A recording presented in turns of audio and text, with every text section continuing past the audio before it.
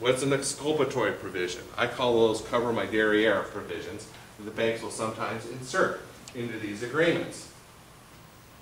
I've seen it where the lenders will provide you with a written agreement where they expressly reserve the right to come after the homeowner for the deficiency balance, and the homeowner waives all defenses and claims that he may have, whether he knows about them or not, against the lender. Do the banks engage that type of behavior? Yeah. Yeah. Address the tax liability, those 1099s. See if you can get the lender to agree not to issue a 1099. I don't know if they will or not. Here's one. Here's what's common. I'm seeing a lot of these agreements come in. The lender provides the agreement. It's in writing. Has a signature line for your client. And you think, hot darn! All I got to do is sign it, return it, and I got myself a deal. Conspicuously missing from the agreement is a signature line for the lender. Now you guys in here all took your real estate exam, right? Nobody in here copied off the paper from the guy next to him, right? That means you all studied. Do you remember something called the statute of frauds? You guys remember that? Kind of, sort of, maybe not. Any agreement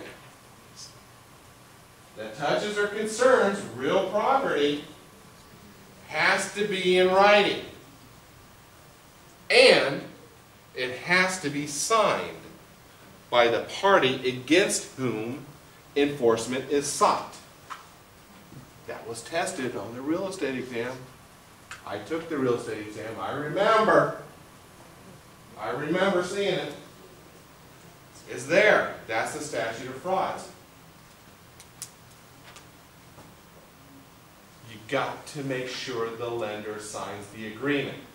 We're seeing time and time again no signature line for the lender. And I'll talk about how that plays out when you deal with that type of situation. The adequacy of the wording. The adequacy of the wording has got to be there. Because what you are doing in a short sale is you are replacing statutory language that arose back during the Great Depression, a couple years before I was born, with contractual wording that's newly made and has not withstood the test of time. The statutory wording under 580B and under 580D, that arose during the Great Depression, 80 years ago. It's been tested in the courts for 80 years. You're replacing statutory language that's withstood the test of time with contractual language that has not been tested. Do you have this in the form of a contract? Well, no, the banks are the ones providing the contracts. The banks are the ones providing these agreements. Right? So they give How many of you actually prepared an agreement and sent it to the bank? None of you. So you got to look at the bank's wording and see, read it. You got to take the time to read it. Here again, caution, stated income loans. It's got to be on the forefront of your mind. Stated income loans and the financial disclosure. Before we leave that, a little quick question about the 1099 on the tax liability. Now there's the law in place at the top right now that says that borrowers won't be taxed on their so-called profit. So yeah. You're talking about the Mortgage Forgiveness Debt Relief Act, maybe? Yeah. Okay, don't go there. And here's why. The application of it varies from household to household. I have clients here, real life scenario, $1 million balance. They bought the house for $400 grand. That means there's $600,000 in refinances that's unaccounted for. Mortgage Forgiveness Debt Relief Act provides them with no relief as to that $600,000 difference. So if you start making representations to the client on a transaction measured in on a $600,000 question, here again, you're putting your own assets on the line. And you're taking ownership of it. And if you're not that confident in what you're saying, don't go there. Punt. Go talk to a tax professional. Have them eyeball it and have them tell the client where they're going to stand with respect to their taxes. You don't go there. Because if you're wrong and the outcome would have been different, but for your involvement, whose problem did that tax debt just become? Yours. I don't know about you, but I don't want that kind of a problem. Everybody's different. If you just look at the capital gains. If you look at the capital gains, the basis in the property is going to vary from household to household to household to household. So there is no universal rule that you can apply across the board and say, don't worry. That doesn't exist. When we're talking about forgiveness of debt, if you have a scenario where a client's engaged in some refinancing and money's been pulled out, don't even go there.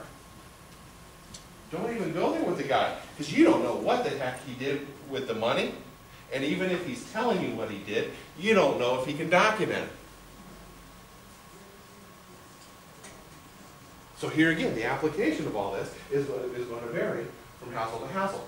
The rules are kind of sort of the same, but the facts are going to be different from household to household to household to household. That's what makes it so tricky.